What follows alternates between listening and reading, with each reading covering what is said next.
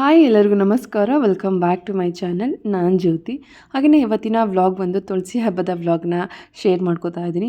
ನನಗೂ ಕೂಡ ಇದು ಮೊದಲ ತುಳಸಿ ಹಬ್ಬ ಅಂತಲೇ ಹೇಳ್ಬೋದು. ಲಾಸ್ಟ್ ಟೈಮ್ ಕೂಡ ನಾನು ಯಾವುದೇ ಥರ ತುಳಸಿ ಏನು ಬೆಳೆಸಿರಲಿಲ್ಲ, ಹಾಗಾಗಿ ಯಾವ ಹಬ್ಬನೂ ಕೂಡ ಮಾಡಿರಲಿಲ್ಲ. ಬಟ್ ಈ ಸತಿ ನಾನು ಒಂದು ಚಿಕ್ಕ ಪಾಟಲ್ಲಿ ಒಂದು ತುಳಸಿನ ಹಾಕ್ಕೊಂಡಿದ್ದೆ. ಅದು ತುಂಬಾ ಚೆನ್ನಾಗಿ ಬರ್ತಾ ಇತ್ತು. ಹಾಗಾಗಿ ತುಳಸಿ ಇರೋವಂತಹ ಮನೆಗಳಲ್ಲಿ ಈ ಹಬ್ಬನ ಮಾಡೋದು ಸರ್ವೇ ಸಾಮಾನ್ಯ.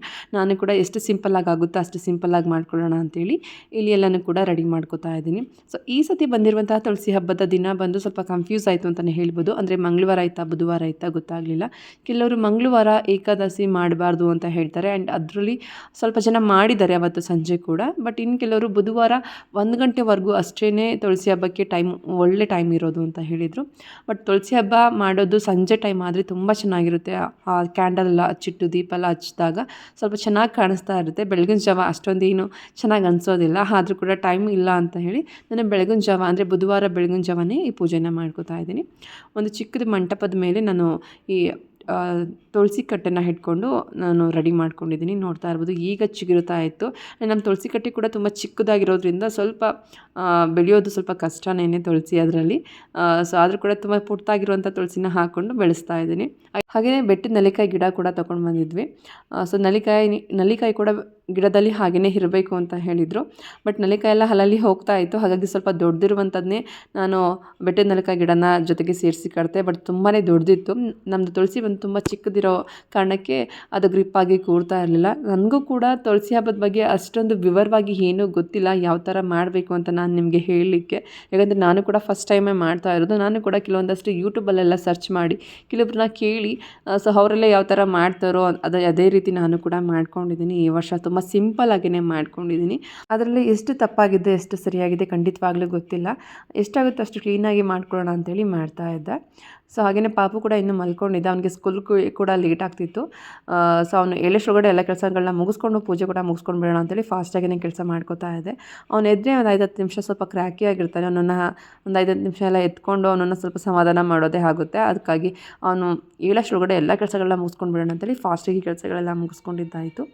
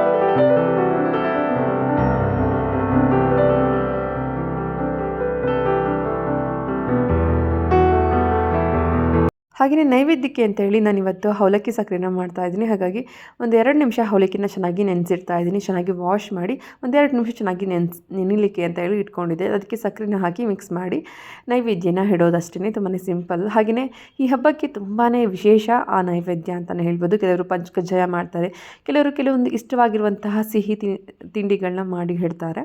ಸೊ ನಾನಿವತ್ತು ಅವಲಕ್ಕಿ ಸಕ್ಕರೆನ ಮಾಡಿ ಇಡ್ತಾ ಇದ್ದೀನಿ. ಅದ್ರ ಜೊತೆಗೆ ಸ್ವಲ್ಪ ಹಣ್ಣುಗಳನ್ನು ಕೂಡ ಇಲ್ಲಿ ಒಂದು 5 ಥರ ಹಣ್ಣುಗಳನ್ನ ಇಲ್ಲಿ ನಾನು ಪೂಜೆಗೆ ಅಂತ ಹೇಳಿ ಇಟ್ಕೋತಾ ಇದ್ದೀನಿ. ಎಲ್ಲನೂ ಕೂಡ ಒಂದೊಂದಾಗಿ ಎಲ್ಲನೂ ಕೂಡ ರೆಡಿ ಮಾಡ್ಕೊಂಡಿದ್ದಾಯಿತು.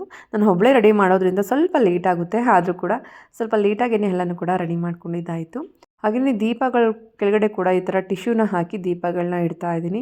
ಎಣ್ಣೆ ಏನಾದರೂ ಹಾಕಬೇಕಾದ್ರೆ ಅಥವಾ ದೀಪ ಉರಿಬೇಕಾದ್ರೆ ಎಣ್ಣೆ ಏನಾದರೂ ಡ್ರಾಪ್ ಆದರೆ ಕೆಳಗಡೆನೇ ಅಬ್ಸರ್ವ್ ಆಗಲಿ ಅಂತ ಹೇಳಿ ಈ ಥರ ಟಿಶ್ಯೂನ ಇಟ್ಟು ಮೇಲ್ಗಡೆ ದೀಪನ ಇಡ್ತಾ ಇದ್ದೀನಿ. ಯೂಶಲಾಗಿ ಯಾವಾಗಲೂ ಕೂಡ ದೀಪ ಹಚ್ಚಬೇಕಾದ್ರೆ ಇದೇ ಥರ ಮಾಡ್ಕೋತೀನಿ.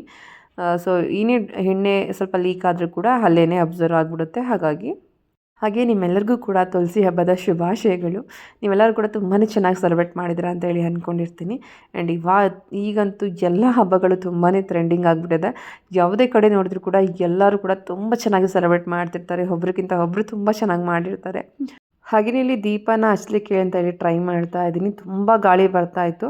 ಸೊ ಕಾರಣ ಅದು ದೀಪ ಹತ್ತಾ ಇರಲಿಲ್ಲ, ಸ್ವಲ್ಪನೂ ಕೂಡ ಉರಿತಾ ಇರಲಿಲ್ಲ, 2 ನಿಮಿಷಕ್ಕೆ ಹಾರೋಗ್ತಾ ಇತ್ತು. ಸೊ ನಾನು ಪೂಜೆ ಮಾಡೋವರೆಗನಾದರೂ ಇರಲಿ ಅಂತ ಹೇಳಿ ಆದಷ್ಟು ಟ್ರೈ ಮಾಡಿದೆ, ಆದರೂ ಕೂಡ ಆಗ್ತಾ ಇರಲಿಲ್ಲ. ಹಾಗೆಯೇ ನಮ್ಮದು ಮೇಲ್ಮನೆ ಅಂದರೆ ಸೆಕೆಂಡ್ ಫ್ಲೋರ್ ಆಗಿರೋದ್ರಿಂದ ಗಾಳಿ ಜಾಸ್ತಿನೇ ಬರುತ್ತೆ.